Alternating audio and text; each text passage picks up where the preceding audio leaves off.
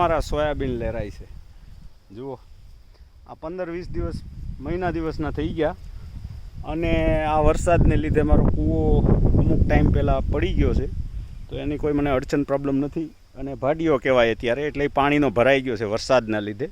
અને આગળ મારા 15-20 ફૂટના ઝાડ થઈ ગયા છે, વાંસના ઝાડ છે. જુઓ, ગયા વર્ષમાં લગાવ્યા હતા તો 13 મહિનાના ઝાડવા થઈ ગયા છે અને 2 દિવસમાં જતો રહેવાનું છે. મારી સિંઘમ અગેન પિક્ચરનું શૂટિંગ બાકી છે, એક શોટ મારો બાકી છે.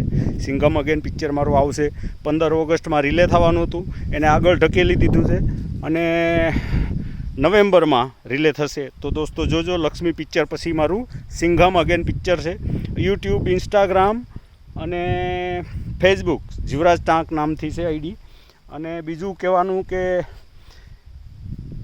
આ ખેતીવાડી નોર્મલ જુઓ, આજે પિક્ચરમાં જાય તો વેનિટી વેનમાં બેઠા અમારી આગળ પાછળ માણસો ફરતા હોય. ટેલરની દુકાનમાં જાય તો લેડીઝ ટેલરનો મારો ધંધો છે અને ખેતીવાડી પણ કરી લઉં છું. બધું કોઈ પણ કામ કરવામાં લાંછન નથી રાખતો. ક્યાં ટકવું, કેટલું ટકવું, ક્યાં છટકવું, આ બંને આવડી જાય તો ક્યારેય દોસ્તો લટકવું ન પડે. અને ખેતીવાડીનો કહેવાનો મતલબ મારો એ છે કે આપણે ઉત્તમ ખેતી, મધ્યમ વેપાર અને નોકરી, કરી નોકરી, 5 લાખની નોકરી હોય તો પણ કરી નોકરી કહેવાય.